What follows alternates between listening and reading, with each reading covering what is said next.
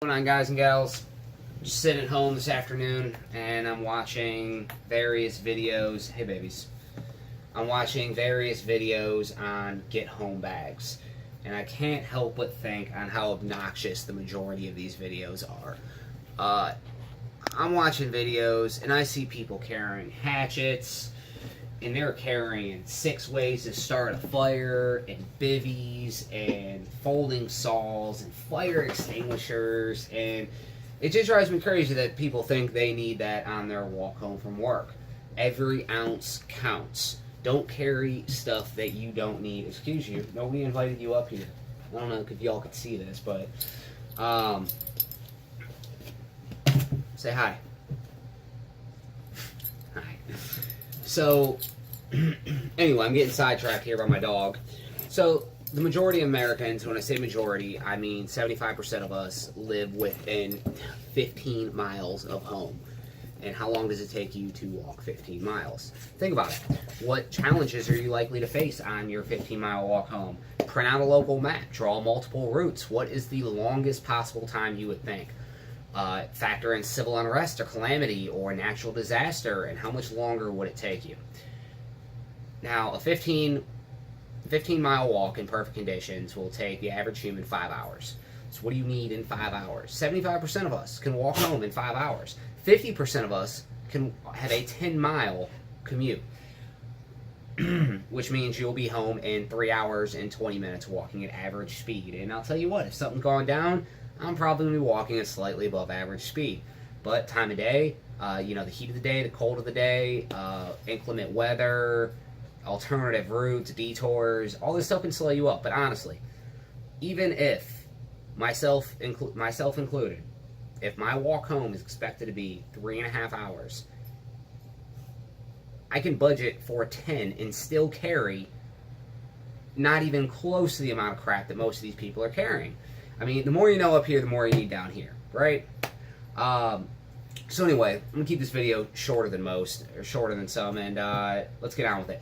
So, I have here a cheap ammo can, and I opted for this because I am human, and the air is human, and I drive 2 different vehicles to work. I alternate between them, and occasionally I forget my bag in the car, or in the truck. And I wanted to put together a kit that stays in the vehicle, long-term storage, one for each vehicle. So in the event I should forget this, this is going to supplement my my bag I keep in the car, in the truck at all times, which is basically a change of clothes, dry clothes, and seasonal appropriate clothes and shoes. And that stuff's in a bag. It's a cheap bag. It's nothing fancy, but I could also put all this gear in that bag, change, and move along. And it's good because I can carry the majority of this on my person. So what I already carry on my person every day: Kershaw knife, string light. You obviously carry your wallet. I have some keys as well that do have some couple of tools, but I'm not taking apart for the video, and I don't want pictures of my keys on the internet. And a handgun, Smith & Wesson Shield 9mm. Carries 9 in there, 3 rounds bad guys, 8 in the mag, 1 in the chamber. Yes, it's also the version with no thumb safety. Oh, and I carry 1 in the chamber. Oh my god, I'm terrible. Yeah. So, to supplement this bag, which right now is mostly empty, it's really conveniences in here. Stainless steel, single-walled, container, light on the outside. I got like bug spray and sunscreen, a bandana. I got a dust mask and some extra work gloves. I also have a phone charger and a battery pack. And then usually on the outside, currently on the inside, I have, I don't know if y'all can see that. I have a tourniquet and Israeli battle damage personal trauma kit. Also have a much better knife, a couple other goodies in there. I also have reflective tape on the outside of it because if I'm walking home, chances are I want to be seen. Right? I'm walking down the side of the highway at 7 o'clock at night. I'm not having a good day, and I might bum a ride from a stranger. As long as you're prepared for those situations. So, without further ado, let's pop this bad boy open. Let me make sure you guys can see in here. Sort of. Let me scoot it down over. Yeah, it's a little better. So right up top here, we have a chem light, stick light, whatever, taped to the top because, again, this is for long-term storage. I don't want to store batteries in the flashlight that's in here. So immediately, if it's at night, open this up, it's good to go. Put a little hole punch in the paper just towards the edge. It's on the back side. I don't know if y'all can't see it, but you put a little hole punch on the edge, easy tear off, right? Especially in a panic. Zip ties for minor, very minor vehicle repairs, gear repair, stuff like that. These are 8-inch cable ties. These aren't the big ones with steel inlay for handcuffing people. Oh shit, did I actually say that? Thought that was an unwritten rule. We didn't say that. So if you look at the 10C Survival Canvas needle is one of them, and I wholeheartedly disagree with that on a get-home situation. There's no reason to carry a canvas needle and all this thread and all this different shit, all these different test lines. I'm not going to stop and sew up a strap to my bag on a 5-hour walk home, alright? I'm going to poke some holes in it, I'm going to zip tie it together, and I'm going to move on with my life. If that fails, I have other options. Space blanket. It's pretty self-explanatory. I got a fancy German one. Ozark Trails, aluminum bodied, sealed, Chinese, surface mount, light, 300 lumens, takes 2 AA's. Great lights. Walmart had a clearance sale on the Ozark Trails flashlights. Haven't seen them there since. I got a pile of them and a pile of batteries. Great lights. Pretty durable. Multi-tool. It's nothing fancy. I don't need a one with a bunch of tools for my AR-15, or I don't need one with a built-in ferro rod. And I just need a pair of pliers, a knife, some screwdrivers, bottle opener. Works good. It's relatively lightweight. This one's by Winchester. Sure, it's just name branded Chinese junk, but I've had this thing for like 14 years and I've never had a problem with it. Next up is this dumbass whistle, compass, ridiculously small, useless signaling mirror that without a hole in it, good luck. Inside of it I have cotton and some waterproof matches. There's also a ferro rod on the side of it, which I'm never going to use. This came in one of the USOs. Y'all probably seen this at Walmart. Their bright orange 72-hour pack. It went on clearance sale for $7, and I couldn't pass it up because I just had to know what was in it. And this is one of the items that's in it, but Mina made it into a kit. It seems really cheap. This lanyard's kind of garbage, but it's a whistle, it's a compass, and it's hopefully dry storage for matches. Chances are I'm not making a fire on the way home. If I'm making a fire on the way home, things have gone bad, especially because I'm in the middle of the city, and where am I going to start a fire? Just under a bridge on a sidewalk? Shit's going bad. More ways to start a fire. Yeah, Bic lighter. Just get a Bic. Get 2 Bics. Throw them in your bag. You don't need a ferro rod. You don't need a mag bar. You don't need to be rubbing sticks together.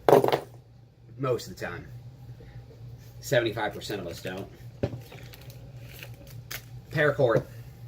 Needs no explanation.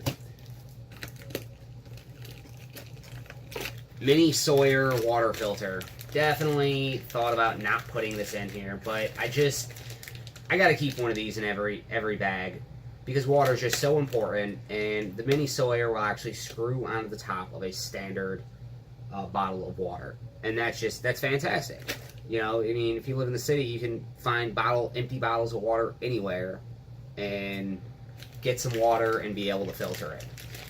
No fire required, no wait time, has a low enough micron count to get out all the bad shit. PPE, N95 dust mask, and some heat resistant Snug gloves. These are great gloves made by Puremex, I think. It may be a local company. Y'all might not be able to get a hold of them, but they're great gloves. I use them when I go shooting long guns. They're all around really good. They hold up really well. Duct tape. Plenty of duct tape wrapped around a small bamboo skewer to take up less room. Skewer, whatever. Batteries for the light, packaged separately for long-term storage. Equate vitamin C. It's little emergency packs. These are really high in vitamin C and vitamin B, which are important because those are the ones that give you energy. Plus, it can make bad water taste better. What else we have in here? This little silly Tender quick fire, lights on fire, floats on water, useless Tender. I really have no intentions of starting fire. Not even sure why I have so many different ways in there. Next up, water. This is from the USO bag.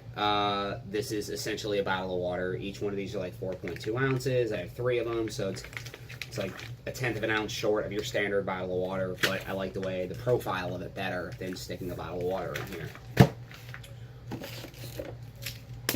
This big brick of apple cinnamon chalky nastiness. God, I hope I never have to eat one of these again. You know, you gotta try one, make sure you can stomach it. I ate about half of one of these one day over the course of a few hours, and it is terrible, thirst-inducing, just, it's bad. But it's high in carbs, and it'll stave off the hunger. Again, for a, you know, 5-6 hour walk home, are you really gonna need 2,400 calories of food? I'm not. I'm probably going to open it up, if anything, break some off, fill the rest in there when I get home, throw it in the trash. The reason I chose this over some granola bars or a snack bar is because this is for long-term storage. Now, I keep granola bars and snack bars and whatnot, dried fruits and nuts in this bag, but I also eat it every day for lunch or a snack before lunch. And we're getting down to the end here. Almost. This is a really crappy knife, but I like that it's super low profile. It was given to me as a gift. It's like a Survivor Man, Chinese made. It's got a really good point. I've used it quite a bit. Relatively impressed. Of course, the wrap came off of it. I haven't gotten around to wrapping it. I really don't care. It's got the serrations for your thumb. In case you need to, you know, work some wood, make a feather stick or whatever, because you're, for whatever reason, you're starting fire in the city, which is probably arson. Came with a ferro rod, which was absolute garbage and broke the second time I used it. Good thing I had a Bic on me, huh? I do like that it comes in this nylon sheath with a belt loop on it. I do like that a lot. And it's really low profile. Good choice for here. So lastly, we have one of these little watertight smartphone tough cases. These things are tough. I've thrown them in creeks. I've thrown them down hills, down rocky hills. I've hit them with stuff. They're really good. They do stay watertight. They're cheap. I don't know if Outdoor Products is Walmart's brand, but you can pick them up there. They're like $7 or $8, various sizes. I have a few. I just have some pocket changeos in my wallet to throw in there, just to remind me to tell you guys, this is for maps, this is for personal sensitive information, documentation. I always think it's very important to carry that stuff on you, carry identification on you, carry local area maps on you. Know where you're going, where you're heading, and who you are at all times. It's also not a bad idea to keep some cash in there too. How much cash should you keep in there? As much as you can afford to lose and not get hurt. If you only put 20 bucks in there, and if you happen to lose it, you're in a tight spot, only put 20 bucks in there. If you can afford 1,000, put 1,000 in there. Don't carry any more cash than you're worried about losing. Don't put your life savings in a bug-out bag or a get-home bag. Shit happens. Houses burn down. Cars burn down. You don't want to get yourself in that situation. So, that's it. I apologize if I had a condescending tone. I'm just sitting here and it's bugging the crap out of me. There's so much advice on carrying all this stuff, and you really don't need it. And this whole thing weighs 7 pounds, mind you. And, you know, keeping it under 25% of your body weight, that should be no problem at all. Now, my whole bag altogether weighs with about 20 pounds. I don't know with this in here, that's an estimate. This is probably about 10 pounds, give or take. Depends on if it's full, if my lunch is in here, you know, various things. It's also my lunchbox, right? That's one of the ways I try not to forget it, but sometimes I still do. So yeah, just let me know what you guys think. Whether you liked the video, whether you didn't like the video, things you thought I missed, whether you agree with me, whether you disagree with me. If you disagree with me, tell me. And don't pull punches. I'm not sensitive. Tell me why you think I'm wrong, or tell me why you think I'm right. And have a good day. Happy 4th of July. Happy Independence Day to all you out there.